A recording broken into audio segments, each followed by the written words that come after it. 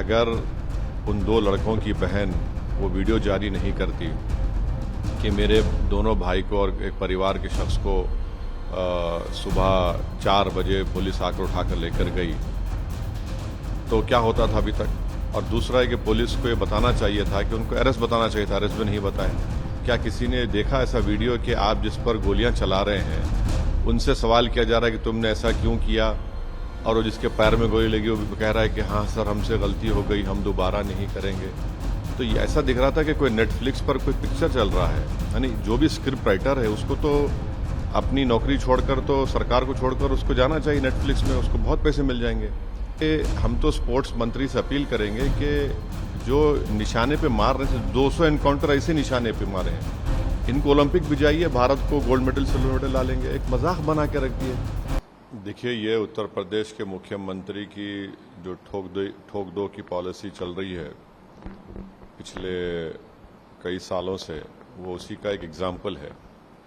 और हम बार बार कह रहे हैं बीजेपी से, प्रधानमंत्री से और उत्तर प्रदेश के योगी आदित्यनाथ मुख्यमंत्री से कि आपकी ठोक दो की पॉलिसी संविधान के खिलाफ है। आप उत्तर प्रदेश को चलाइए संविधान से, रूल ऑफ लॉ से चलाइए, रूल बाय गन से मत चलाइए, क्योंकि एक बार अगर कोई गलत चीज़ का आप आगाज़ कर देंगे तो वो गलती चलते रहेगी और कोई भी किसी को उठाकर गोली मार देगा। अब आप हमको ये बताइए कि अगर उन दो लड़कों की बहन वो वीडियो जारी नहीं करती कि मेरे दोनों भाई को और एक परिवार के शख्स को सुबह 4 बजे पुलिस आकर उठाकर लेकर गई, तो क्या होता था अभी तक। और दूसरा है कि पुलिस को ये बताना चाहिए था कि उनको अरेस्ट बताना चाहिए था, अरेस्ट भी नहीं बताए। और फिर जहां पर हादसा हुआ और उससे 70 किलोमीटर दूर ले जाकर हथियार छुपाता है अपना, और फिर जहां पर ये एनकाउंटर होता है वो कितनी दूर है उस हथियार दस्तयाब करने की जगह से। तो ये सरासर गलत है। ये एक संविधान की धज्जियां उड़ाई जा रही हैं। और आज तक क्या किसी ने देखा ऐसा वीडियो कि आप जिस पर गोलियां चला रहे हैं उनसे सवाल किया जा रहा है कि तुमने ऐसा क्यों किया, और वो जिसके पैर में गोली लगी वो कह रहा है कि हाँ सर हमसे गलती हो गई, हम दोबारा नहीं करेंगे। तो ये ऐसा दिख रहा था कि कोई नेटफ्लिक्स पर कोई पिक्चर चल रहा है। यानी जो भी स्क्रिप्ट राइटर है उसको तो अपनी नौकरी छोड़कर, तो सरकार को छोड़कर उसको जाना चाहिए नेटफ्लिक्स में, उसको बहुत पैसे मिल जाएंगे। और दूसरा ये कि हम तो स्पोर्ट्स मंत्री से अपील करेंगे कि जो निशाने पे मार रहे हैं, 200 एनकाउंटर ऐसे निशाने पे मारे हैं, इनको ओलंपिक भिजाइए, भारत को गोल्ड मेडल सिल्वर मेडल ला लेंगे। एक मजाक बना के रख दिए। अच्छा, बहरेच में जो बाद में जो हिंसा हुई, दुकानें जलाई गई, अस्पताल जलाया गया, शोरूम जलाया गया, आपने कितनों गिरफ्तार किया। ये आप रिवेंज की जो सियासत राजनीति कर रहे हैं, इससे किसी का फायदा होने वाला नहीं है। गोपाल मिश्रा की यकीनन हत्या हुई है, इससे कोई इनकार नहीं कर सकता, मगर आप ले जाकर गोली मार देंगे। अरे भाई, अगर प्रूफ है तो सजा दिलवाइए ना। कोर्ट किस लिए है, बीएनएस किस लिए है, ये सब किस लिए बनाया गया है। अगर आप ही खुद जज बन जाएंगे, आप ही खुद फैसला सुनाएंगे, एग्जीक्यूशनर बनेंगे, तो फिर कोर्ट की, संविधान की, कानून की जरूरत ही नहीं है। ये तो बहुत गलत हो रहा है। और ये एक तरफा और हेट्रेड बताई जा रही है एक समुदाय के खिलाफ। सर, महाराष्ट्र और झारखंड के चुनाव घोषित हो गए हैं। आपने झारखंड में पिछली बार चुनाव लड़ा, झारखंड में आपकी पार्टी ने काफ़ी एक्टिव रोल अदा किया था, तो झारखंड और महाराष्ट्र दोनों नहीं, हमारी पार्टी ने झारखंड के लिए जनाब आदिल हसन साहब को और जनाब रियाजुल हसन अफंदी जो एमएलसी उनको भिजाया है। वो वहाँ पर जाकर देखेंगे कितने क्या करना चाहिए, कितने सीट लड़ना चाहिए, नहीं लड़ना चाहिए। और फिर अख्तर उल ईमान साहब बिहार में भी बाई इलेक्शन है, यहाँ पर भी वो भी इसके जिम्मेदार रहेंगे। जहाँ तक महाराष्ट्र का मामला है, हमने 5 कैंडिडेट्स का ऐलान कर चुके हैं, और भी कैंडिडेट्स के ताल्लुक से हमारी इम्तियाज़ जलील साहब की, अकबरुद्दीन ओवैसी साहब और जितने हमारे बड़े नेता हैं उनसे बातचीत चल रही है। ये टाइम बहुत कम है और हम लड़ेंगे महाराष्ट्र का चुनाव। हमारे 2 विधायक वहाँ से ऑलरेडी जीत कर आए, 2 हैं। हमारी कोशिश होगी कि हम और हमारे विधायक की संख्या को बढ़ाएं, और साथ ही साथ हम ये भी उम्मीद करते हैं कि महाराष्ट्र की जनता दोबारा फडणवीस शिंदे की सरकार को अपना एतमाद नहीं देगी। मगर हमारी पूरी कोशिश यही है कि एमआईएम पार्टी के एमएलएस की तादाद में इजाफा हो, इम्तियाज़ जलील की लीडरशिप में हमारे ज़्यादा तादाद में एमएलएस जीत कर महाराष्ट्र की विधानसभा में गरीब और मजलूमों की आवाज़ को बुलंद कर सकें, उनके इंसाफ की लड़ाई को लड़ सकें और हर समुदाय का एक सियासी आवाज़ होनी चाहिए। हम वो कोशिश कर रहे हैं। सर यूपी में भी 10 सीटों पर 9 सीट 9 पे अनाउंसमेंट हुआ है चुनाव का, एक रोकी गई है क्योंकि कोर्ट में मामला। हाँ, तो हम हमारी बहन मोहतरमा पल्लवी पटेल साहिबा के साथ इस चुनाव में जाएंगे, लड़ेंगे। और जहाँ तक मुझे हमारे उत्तर प्रदेश के अध्यक्ष ने बताया है कि 2 सीट पर हम लड़ेंगे और बाकी सीट पर जो हमारी बहन पल्लवी पटेल तय करेगी वो लड़ेंगे, मगर हम लोग साथ मिलकर लड़ेंगे ये बाई इलेक्शन। सर लेकिन जो पिछले हरियाणा और जम्मू कश्मीर का चुनाव को देखें तो आप क्या जो रिजल्ट आए उसमें कहीं ना कहीं इंडिया अलायंस की यूनिटी नहीं दिख रही है। जो कमोवेश आप भी विरोध करते रहे हैं, एनडीए के विरोध करते रहे, वो लोग भी एनडीए के विरोध में हैं, लेकिन जो एनडीए के विरोध का एक बहुत बड़ा धड़ा है इंडिया अलायंस, उनकी यूनिटी को आप कैसे देखते हैं बात और राजनीति की? देखिए, महाराष्ट्र में हमारे अध्यक्ष एक्स एमपी और मोहतरम इम्तियाज जलील साहब ने कांग्रेस के नाना पटोले साहब को और शरद पवार साहब के एनसीपी के नेता को लेटर लिखा। लेटर लिखकर भी 1 महीने के ऊपर हो गया कि आइए बात करिए हमसे, हम भी नहीं चाहते कि महाराष्ट्र में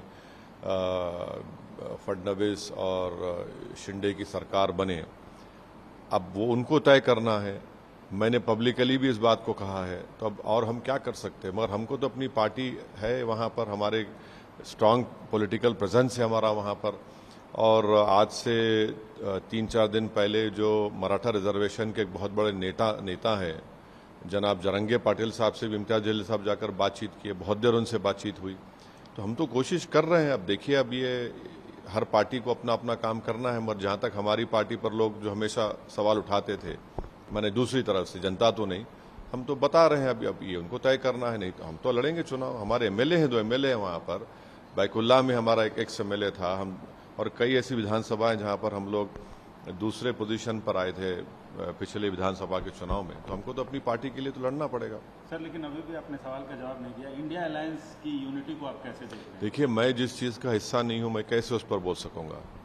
एक बात और, पॉलिटिशियन आप नहीं, अब मेरा मानना यह है कि हरियाणा के इलेक्शन कांग्रेस पार्टी को जीतना चाहिए था बड़े आराम से, वो नहीं जीत पाए। तो उसके क्या कारण है, उसके क्या रीजंस है, वो उनको तय करना है। मगर मुझे तो ये समझ में आ रहा था कि उनको जीतना चाहिए था, मगर वो नहीं जीत पाए। तो जाहिर है ये तो उनको इंट्रोस्पेक्ट करना पड़ेगा। इसके बावजूद भी हम ये कह रहे हैं कि महाराष्ट्र में हमारे पार्टी के अध्यक्ष ने वो कोशिश की। अब बॉल बोलते हैं ना अंग्रेजी में, the ball is in their court.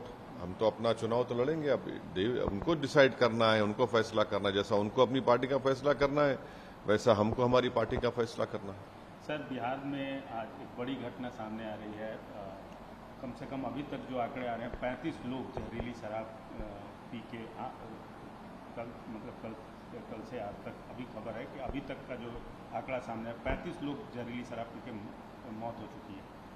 ये बड़ी ही तकलीफदेह और दुख भरी बात है कि जिस प्रदेश में प्रोहिबिशन है, शराबबंदी है, वहाँ पर जहरीली शराब गरीब लोग पीकर मर रहे हैं। तो इससे बात मालूम हो रही है कि वो प्रोहिबिशन कोई जिस तरीके से होना चाहिए नहीं हो रहा है। बराबर वहाँ पर शराब मिल रही है और ये जो पूरे स्मगलर्स हैं, ये जो माफिया है, ये मजबूत हो रहा है उससे। और एक वक्त आएगा ये लोग पैरेलल इकोनॉमी चलाएंगे। जैसा अमेरिका में जब कई बरस पहले, 80-90 साल पहले अमेरिका में वहाँ पर इसी तरह नशाबंदी की गई थी, तो एक अल कैपोन नामी बहुत बड़ा माफिया बन कर गया था इसी वजह से।